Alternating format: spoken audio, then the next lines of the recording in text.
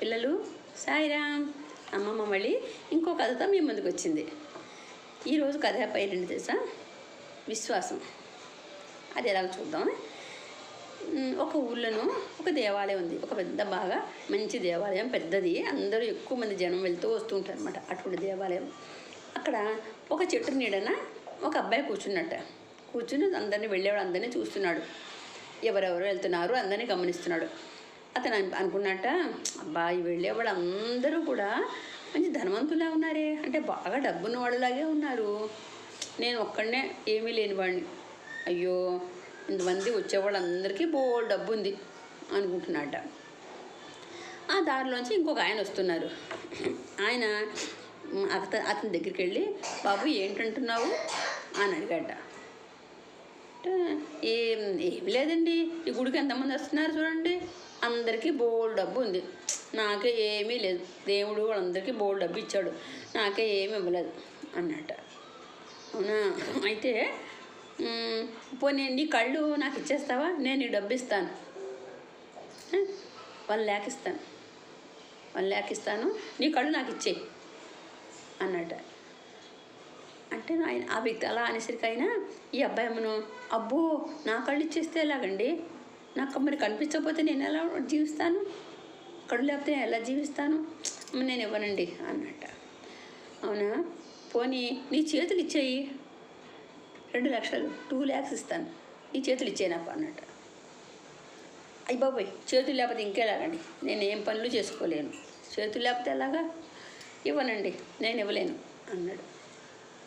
అయ్యో, చేతులు ఇవ్వవు కాళ్ళు ఇవ్వవా, అయితే మరి నీ కాళ్ళు ఇచ్చేస్తావా నాకు, నీ కాళ్ళు నాకు ఇయ్యి, 3,00,000 ఇస్తాను, చూసుకో మరి, నీకు 3,00,000 డబ్బు వస్తుంది. కాళ్ళు లేకపోతే 3,00,000 వస్తుందా, డబ్బు వస్తుందా నీకు, ఆ డబ్బుతో సుఖంగా జీవితంగా నువ్వు, అందుకని నీ కాళ్ళు నాకు ఇచ్చేయి, 3,00,000 ఇస్తాను అన్నట్టు. అయ్యో ఇదేంటి బాబు, నా కాళ్ళు ఇచ్చేయమంటారు, నా కాళ్ళు ఇచ్చేస్తే నేను ఎలా నడవగలుగుతాను, నడవలేను, ఏ పనులు చేసుకోలేను, ఎక్కడికి వెళ్ళలేను, నా కాళ్ళు మీకల్లా ఇచ్చేస్తాను.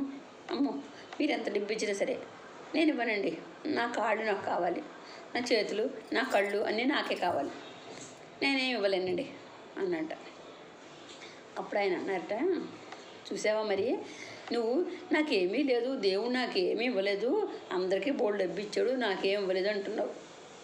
చూసావా దేవుడికి ఎంత ఇచ్చాడో, కళ్ళు ఇచ్చాడు, మాట్లాడడానికి నోరు ఇచ్చాడు, చేతులు ఇచ్చాడు, కాళ్ళు ఇచ్చాడు, నీకు ఇన్ని ఇచ్చాడు దేవుడు.